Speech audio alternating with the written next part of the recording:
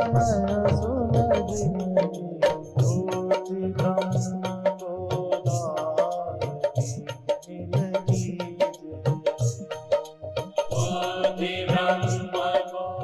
श्री राम जय जय राम। श्री राम जय जय राम। श्री राम जय जय राम। सच्चिदानंद भगवान की, सनातन धर्म की।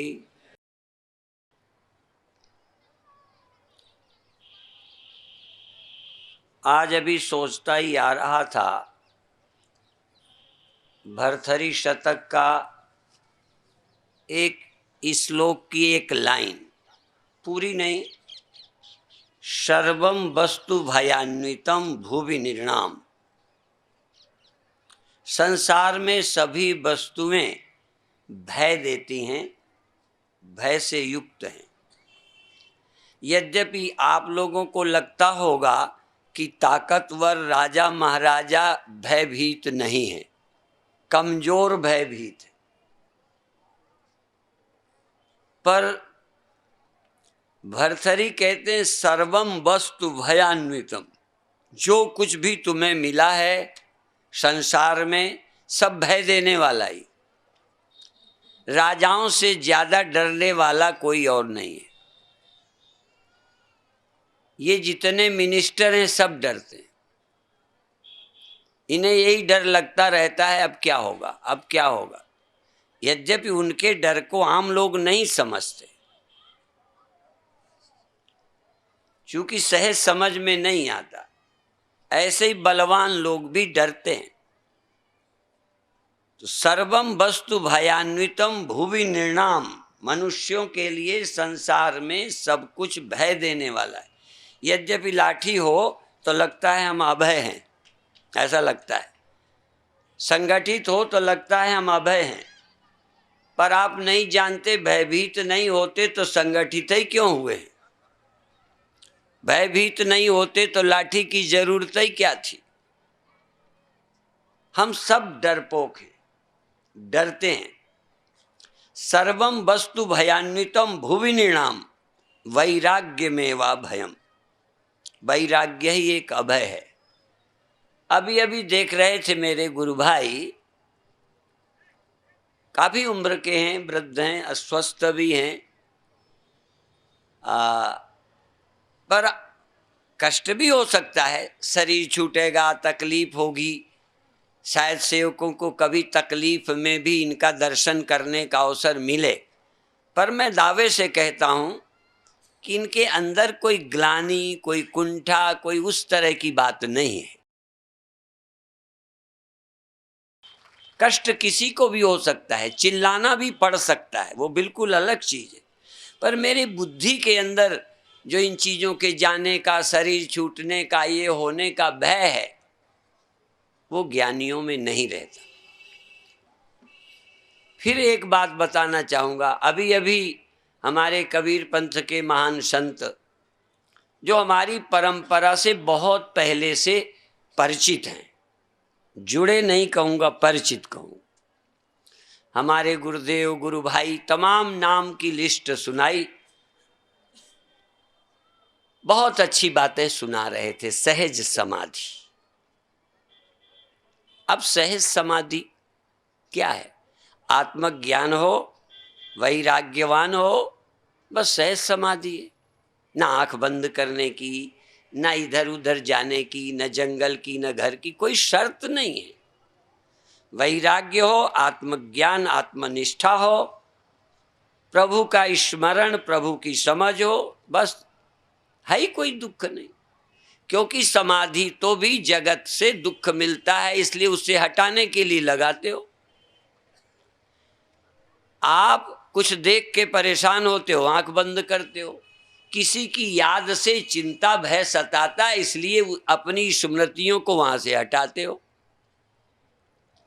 अपनी स्मृति को कहीं से हटाना क्यों? किसी से नहीं हटाना, उसमें उस सत्य की पूर्णता का ज्ञान और इसकी नश्वरता का ठीक ठीक ज्ञान, और जो नश्वर है, जाने वाला है, उससे वैराग्य। जो भी जाने वाला है, चाहे देह है, चाहे बाहर के पदार्थ हैं, या बाहर के पदार्थ से संपर्क करने वाली इंद्रियों की सामर्थ्य का घटना। पहले जैसा देख न सकोगे, सुन न सकोगे, खा न सकोगे, ही तो होगा। संसार रहे भी इंद्रियां ही अक्षम हो जाएंगी, उसके लिए भी तैयार हैं। जब संसार से वैराग्य है तो इंद्रियों की दुर्बलता, शरीर की कमजोरी भी दुखदायी नहीं हो सकती। दुखदायी तो तब होती है, देखने की उत्सुकता है, आँख कमजोर हो गई, भोगने की उत्सुकता है, हाजमा है नहीं, कुछ याद करना चाहते हो, स्मृति कमजोर हो गई, क्या याद करना? किस किस को याद करिए, किस किस को रोइए, आराम बड़ी चीज है, मुंह ढक के सोइए। क्या याद करना है? किसकी याद करना है? क्या है जिसको तुम बचा सकोगे? इसलिए किसी की याद करना या याद हटाना, जो वैसे ही हट जाएगा, समझ गए कि ये नहीं रहने वाला, तो क्या उससे मन हटाना भी क्या? समझ गए। यदि जाग जाने के बाद स्वप्नों की याद आए तो दुख होता है। स्वप्न में मर गए थे, लुट गए थे, याद आ रही है जाग के, क्या परेशानी? याद तो तब दुखदाई थी जब वो सच्चा था। बीती चीजों की भी याद दुख देती है जब वो सच्चे थे। लड़का मरा था, ऐसा अपमान हुआ था, उसकी याद करके आज दुखी हैं क्योंकि सचमुच था वो।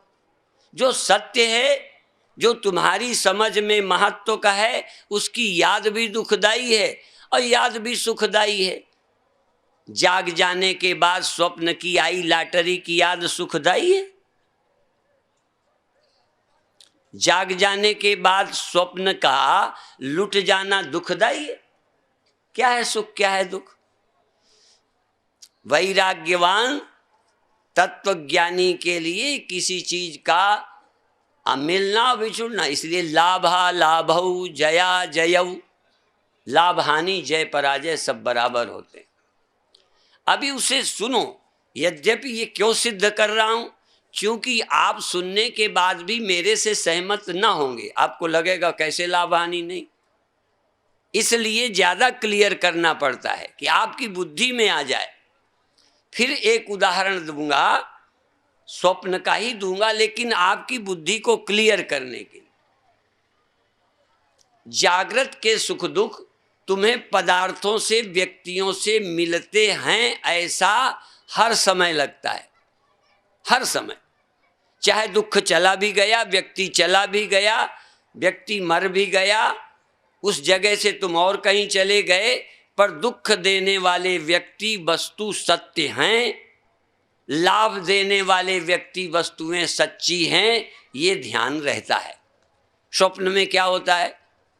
जागने के बाद हर व्यक्ति को सोच ले तो ये लगता है कि दुख देने वाले, सुख देने वाले दोनों झूठे ही थे। फर्क समझें। स्वप्न में मिले हुए धन से जो सुख मिला, स्वप्न में धन की चोरी से जो दुख मिला, वो सुख दुख जागने पर बुद्धि जनने लगे, ख्याल लगे वो धन भी नहीं था जो मिला था, वो धन भी नहीं था जो गया था, ख्याल मात्र था।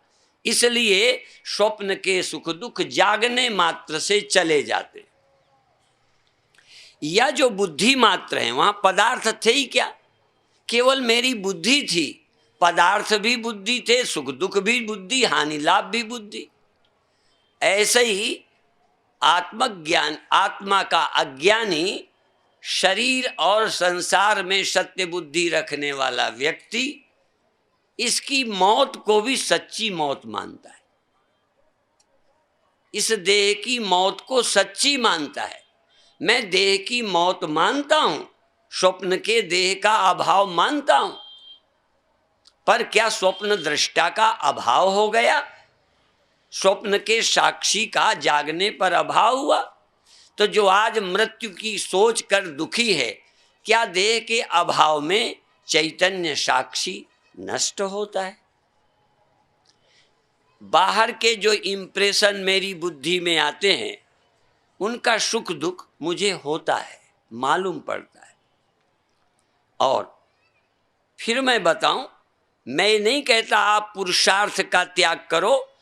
हमारे यहाँ 4 पुरुषार्थ हैं, अर्थ, काम, धर्म और मोक्ष। 4 चीजें मनुष्य पाने में लगा है। कई लोग मुक्ति को नकारते हैं, वो सोचते होंगे मर जाने के बाद वाली मुक्ति की बात है, इसलिए नास्तिक कहते हैं मुक्ति उक्ति हम नहीं मानते। और हम बताएं, जैसे अभी स्वामी जी कह रहे थे सुख सब चाहते हैं, किसी नास्तिक को बुलाओ, यदि दुख चाहे तो अभी हम थोड़ा उसे सेवा करेंगे। हमारी सेवा का अर्थ समझ गए? फिर देखो दुख पसंद है क्या। इसलिए जैसे प्राणी मात्र सुख चाहते, कीड़ी मकोड़ी, उसे कुछ पता नहीं ईश्वर का धर्म का, पर चींटी भी सुख चाहती है, दुख नहीं चाहती। इसी तरह से हमारी दृष्टि से सब मुक्ति चाहते हैं। नास्तिक भी मुक्ति चाहता है, वो चाहता है बार बार दुख ना हो, चाहता है तो दुख से छुटकारा चाहता है, मृत्यु से छुटकारा चाहता है। नहीं तो चलो जो चाहते हो, हम मृत्यु से छुटकारा नहीं चाहते तो हम कहेंगे फिर देर क्या करनी है, अभी छुट्टी कर देते हैं। यदि मृत्यु से छुटकारा नहीं चाहते, मरने को तैयार हो, अर्थात यदि मरना प्रिय है, मृत्यु का तुम्हें डर नहीं है, मृत्यु से छुटकारा तुम नहीं चाहते, हम तो मृत्यु से छुटकारा चाहते। और मृत्यु का छुटकारा, मृत्यु से छुटकारा शरीर अभिमानी का हो नहीं सकता। मृत्यु का ख्याल आत्मज्ञान के बिना जा ही नहीं सकता, कोई कुछ कर ले।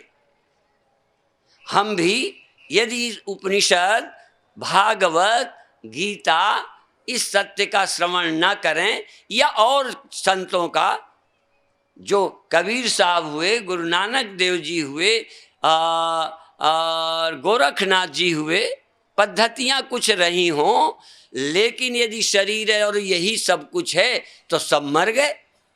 मैंने सुबह भी कहा था, फिर कह दूं, यदि यही सब कुछ है, इसके अलावा कोई आत्मा परमात्मा नहीं है, तो राम भी मर गए, मैं भी मर जाऊंगा, मेरे गुरुदेव भी मर गए।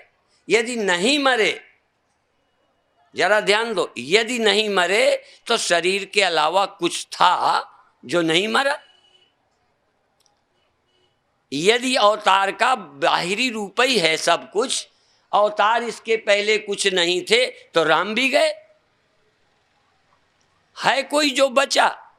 बुद्ध भी गए, महावीर भी गए। यदि शरीर के अलावा तुम्हारा अस्तित्व है ही कुछ नहीं तो बचे नहीं। और दूसरी बात, यदि शरीर तुम्हारे मकान के अलावा, यदि मकान में तुम कुछ नहीं हो, ये ठीक है कि मकान का महत्व है, पर मकान के अलावा यदि घर में तुम नहीं हो तो इस कमरे से उस कमरे में जाता कौन है? कमरों का उपयोग कौन करता है? बाथरूम, किचन का उपयोग कौन करता है? यदि इन इंद्रिय और शरीरों के अलावा तुम कुछ नहीं हो तो आंख का इस्तेमाल किसने किया? भूख को खाने का आनंद किसने लिया? और इसको छोड़कर, जैसे घर छोड़कर तुम प्रवचन में आ गए, इस देह को छोड़कर स्वप्नों में कौन गया? यदि ये देह से अलावा कोई अंदर नहीं रहता तो स्वप्न किसने देखा? ये आंखें तो पड़ी थी। इसलिए जो इस देह के अलावा किसी सत्ता पर विश्वास नहीं करता, मैं उनको महामूर्ख की श्रेणी में डालता हूं। चाहे वो नेता हो, चाहे अभिनेता हो, चाहे पढ़ा लिखा हो, कोई भी हो, इस शरीर, इस स्थूल शरीर के अलावा भी इसके अंदर है कोई जो जगता और सोता है। शरीर नहीं जगता। तुम्हारा घर जगा करता है, घर सोया करता है। रात को घर सो जाता है, सुबह दीवारें जगती हैं, किचन जगता है, घर में रहने वाला जगता है, खड़बड़ करता है, खिड़कियां खोलता है। इन आंखों को खोलने वाला कौन? इनको बंद करके सो जाने वाला कौन? सुबह उठकर इनको आंखें खोलने वाला, हाथ हिलाने वाला कौन? शरीर है ये। भले तुम्हें आज ब्रह्म ज्ञान न हो, पर मैं एक बात दावे से कह सकता हूं, ऐसा मुझे कोई माई का लाल नहीं मिला जो धर्म को और इस ईश्वरीय प्रक्रिया को इंकार कर दे। ऐसे ही नहीं है, हम कम नास्तिक नहीं रहे, हमारे कम दिमाग नहीं है, ऐसा मत समझना। पढ़े तो कम है पर बुद्धू नहीं है। इतना टाइम जो लगा रहे हैं ये ब्रह्म में, अंतःकरण शुद्धि में, ध्यान में, ब्रह्म विचार में, स्वाध्याय में, इसलिए नहीं। देखो ध्यान रखो, तुमने अंग्रेजी पढ़ी पैसे के लिए, ध्यान रखना, तुमने पढ़ाई लिखाई की धंधे के लिए। जब हमने अध्यात्म पढ़ना शुरू किया तो हम व्यास गद्दी से बोलते हैं, हम सोचते भी नहीं थे कि प्रवचनों से भी इनकम होती है। और प्रवचन हमने धंधे के लिए नहीं सीखे, प्रवचन हमने समझने के लिए सुने, पढ़े ग्रंथों को। अब वो पढ़ लिख जाने से इसकी जरूरत औरों को भी पड़ी तो सुनाने लगे तो दुकान भी चल गई। ये नहीं है कि हम रोटी को मोहताज हैं। यदि तुम साइंटिस्ट बनकर, यदि तुम कंप्यूटर फलाना माका करके अच्छी खासी कमाई करते हो ना, तब मंच वालों की कम नहीं है, ये ध्यान रखना। इसलिए यद्यपि ये लक्ष्य नहीं है, पर अर्थ करी च विद्या। यदि विद्या पैसे के लिए ही समझो तो इससे अच्छा कोई धंधा है ही नहीं। तुम्हें तो कंप्यूटर चाहिए, हमें वो भी नहीं चाहिए। तुम्हें दुकान चाहिए जहां बैठोगे, हम तो बनवा लेते हैं, जिन्हें अटकी है देखो मंच बना दिया, अब देखो सौदा बेच रहे। समझ में आया? यद्यपि फिर बताऊं, हम धंधे से सुखी नहीं हैं, क्योंकि यदि धंधा तुम्हारा जाने वाला है, तुम घर छोड़ जाओगे तो तुम्हारे तो एक ही घर है। हमारे इस समय 30-35 आश्रम हैं,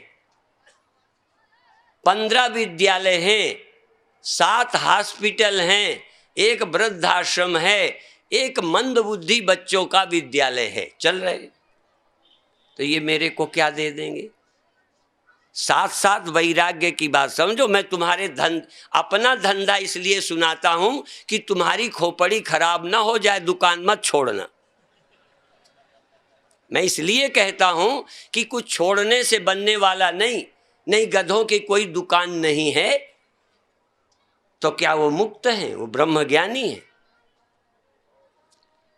तमाम जीव जंतु हैं जिनकी ना कोई फैक्ट्री है, चरते फिरते हैं, खाते पीते हैं, घास आस खा लेते हैं, कहीं सो लेते हैं।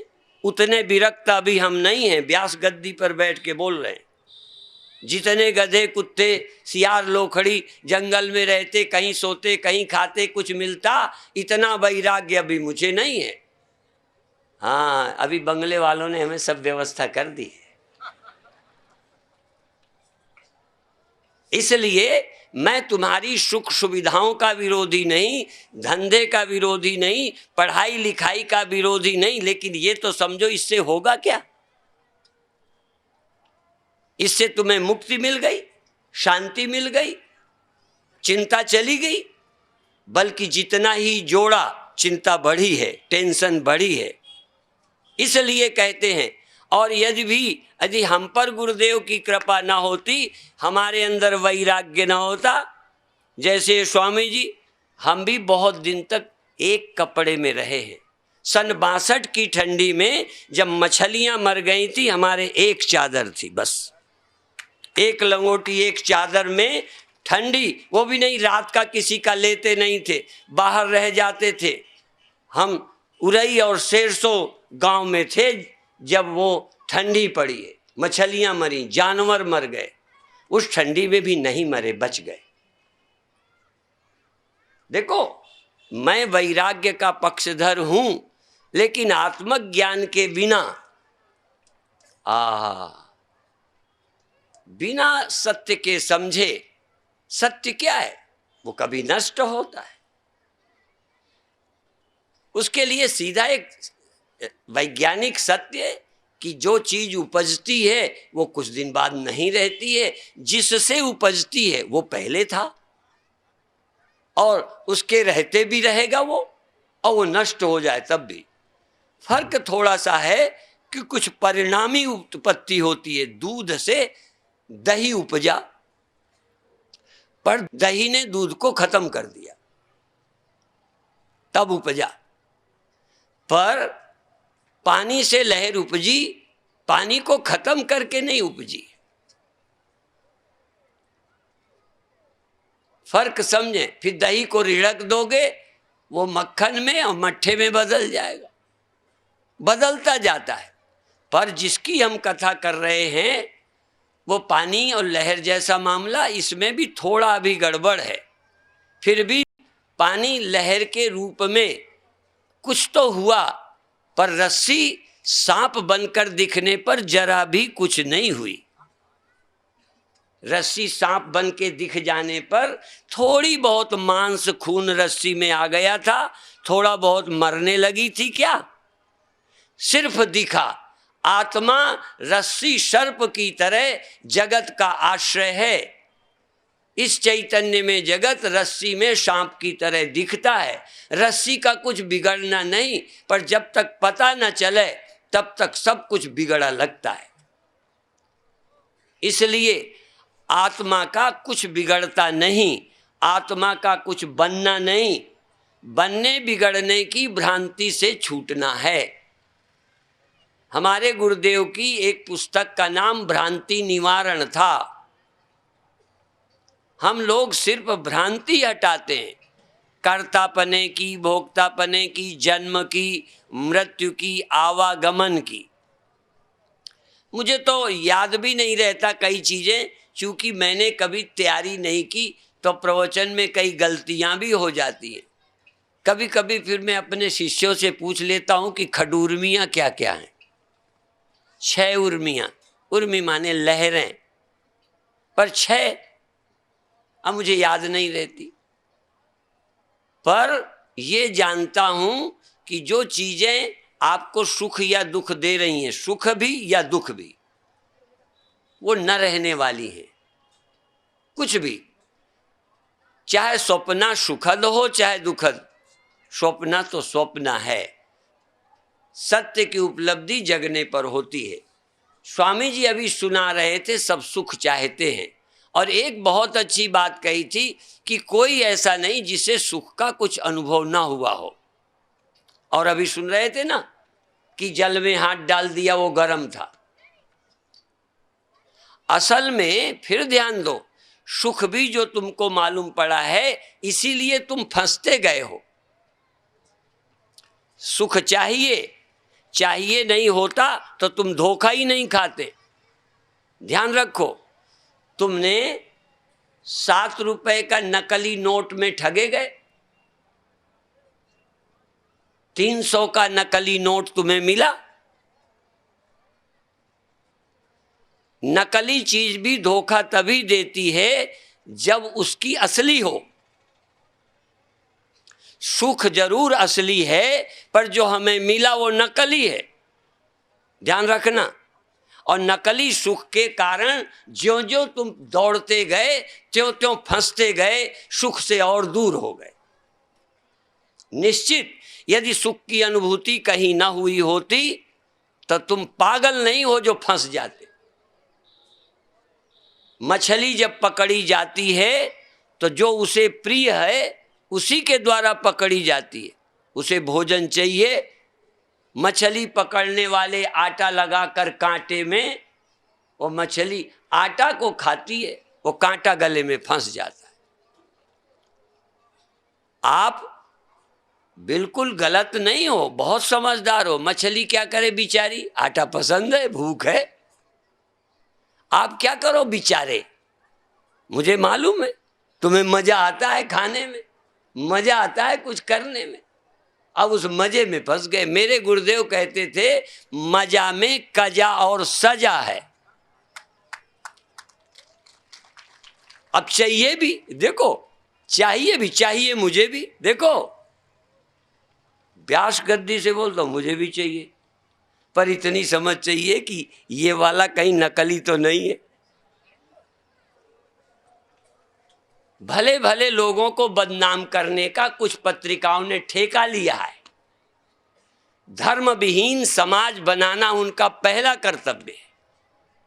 और मैं फिर बता दूं, एक बात पक्की सबके लिए चुनौती, जो संसार में विषयासक्त होगा, कामना वाला होगा, आज नहीं कल वो अपने मतलब के लिए सब कुछ कर डालेगा। सब कुछ माने कोई बुराई ऐसी नहीं जो नहीं कर सकता।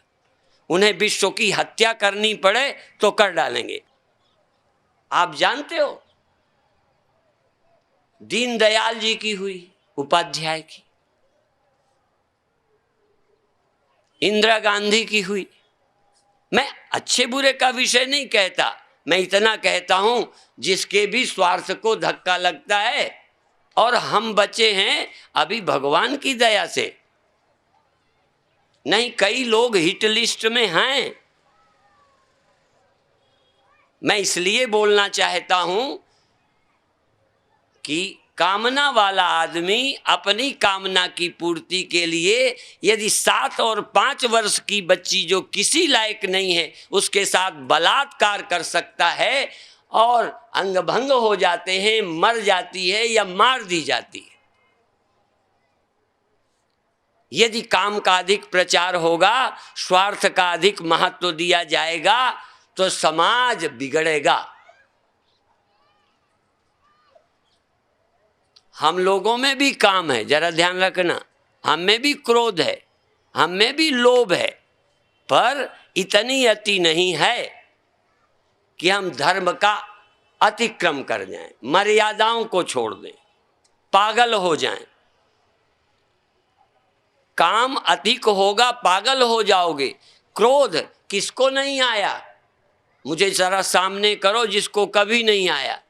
हम किसी संप्रदाय का नाम नहीं लेंगे, जिनके यहाँ निर्विकारता की बहुत साधना चलती है, उनके प्रवचन हमने देखा, कैसेट में सुना। बच्चे, शाम का समय था, प्रवचन चल रहा था, बच्चे शोर कर रहे थे, तो उस महात्मा के स्वर में तीख तलखई थी, लग रहा था नाराज हैं, क्योंकि नाराजी तो स्वर में आ जाती है। तो मैं ये कहना चाहता हूं, क्रोध है, पर फिर भी वो संत इतना पागल नहीं हो सकता कि उठ के बच्चों की पिटाई करने लगे। पहले समझ लो, आपके मन में काम है, पर आपने बलात्कार 5 वर्ष की बच्ची के साथ नहीं किया होगा। आपको भी लोभ है, पर आपने डांका नहीं डाला। आप में भी किसी के प्रति नफरत हो गई होगी, पर तुमने हत्या नहीं की।